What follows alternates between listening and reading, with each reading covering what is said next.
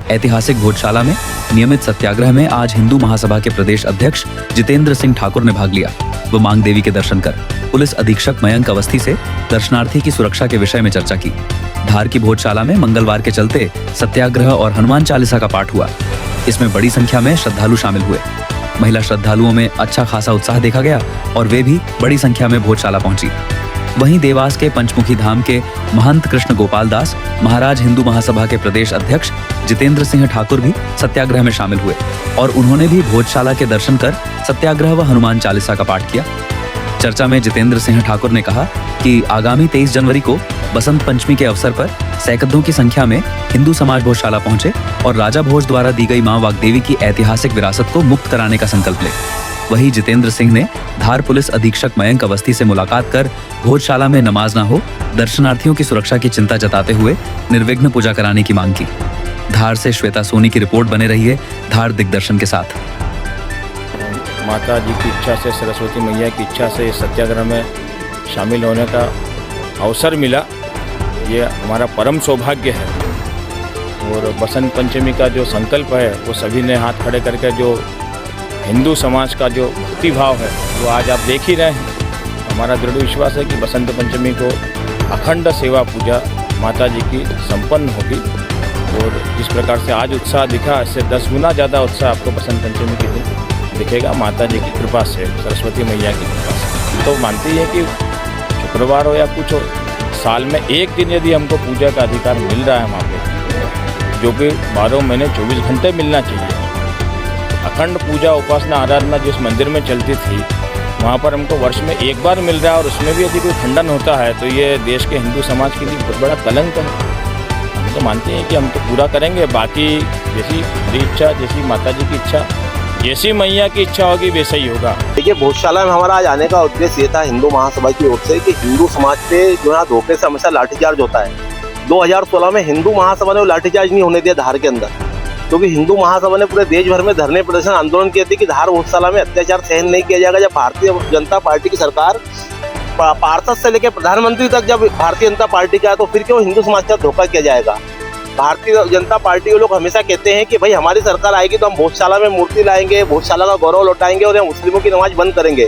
तो आज यहाँ पे 20-25 साल होने आ गए भारतीय जनता पार्टी की सरकार को, हिंदू समाज से वो वादा क्यों नहीं निभाया जा रहा है? इनकी क्या मजबूरी है कि यहाँ पे नमाज पढ़ाई जा रही मुस्लिमों को बुला करके जानबूझ करके?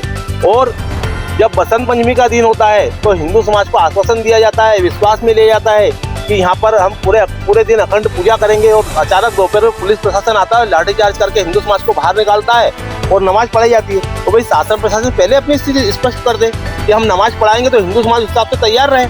आप क्यों अचानक धोखा करके हिंदू समाज पे लाठीचार्ज करते हो? ये चीज़ स्वीकार नहीं करेगा हिंदू महासभा। और जो है हिंदू महासभा ने मूर्ति बढ़ाई थी 2 वर्ष पहले, तो हमारी ये मांग है शासन प्रशासन से, भारतीय जनता पार्टी के नेताओं से कि उस मूर्ति को वापस बिठाया जाए, गौरव को वापस स्थापित किया जाए धार भोजशाला के। आप मूर्ति बिठा तो नहीं पा रहे, मूर्ति हटाने का काम जरूर कर रहे हैं। यहाँ से हिंदू समाज को आप यहाँ पे गौरव भोजशाला का लौटा नहीं पा रहे हैं, हिंदुओं को बाहर करके नमाज जरूर पढ़वा रहे हैं आप लोग। ये किस प्रकार का काम हो रहा है? ये हिंदू समाज बिल्कुल स्वीकार नहीं करेगा। और अगर यहाँ पे इस बार हिंदू समाज पे फिर लाठीचार्ज हुआ तो इसको बहुत विरोध किया जाएगा भारतीय जनता पार्टी का पूरे देश भर में। हिंदू समाज के साथ कौन धोखा कर? भाई यहाँ के जो तथाकथित नेता है जो हर बार हिंदू समाज को विश्वास में लेते हैं कि नहीं इस बार हम नमाज नहीं होने देंगे, हम अखंड पूजा करेंगे, हमेशा बहुत अच्छी बाजी में उनका स्वागत करता हूँ। अखंड पूजा करने का उनका जज्बा है, लेकिन जो उनके अंतरात्मा है उससे बाहर आकर के काम करना चाहिए। उनको शासन प्रशासन के विरोध में आना चाहिए। जहाँ धार भोजशाला में मूर्ति बिठा दी गई तो उन्होंने विरोध क्यों नहीं किया? और यहाँ अगर हिंदू समाज पे लाठीचार्ज होगा दूसरे दिन क्यों यहाँ पे विरोध प्रदर्शन नहीं होता? सड़कों पे उतर कर क्यों नहीं होता है? नमाज होती तो आप क्या करेंगे? हम विरोध करेंगे उसका। नमाज नहीं होना चाहिए यहाँ पे बिल्कुल भी।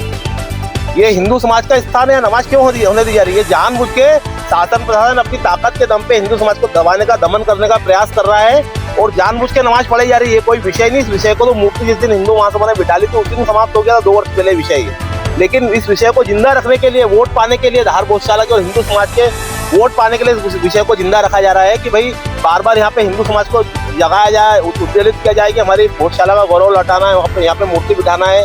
ये विषय जानबूझ के, जबकि यह मूर्ति बैठ करके आरती पूजा होना चाहिए। अब तो जैसा अयोध्या राम मंदिर का आज गौरव लौटा है वैसे धार भोजशाला का भी गौरव लौटना चाहिए।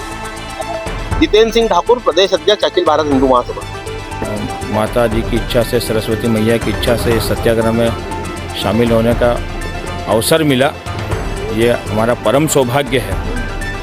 और बसंत पंचमी का जो संकल्प है वो सभी ने हाथ खड़े करके, जो हिंदू समाज का जो भक्ति भाव है वो आज आप देख ही रहे हैं। हमारा दृढ़ विश्वास है कि बसंत पंचमी को अखंड सेवा पूजा माता जी की संपन्न होगी।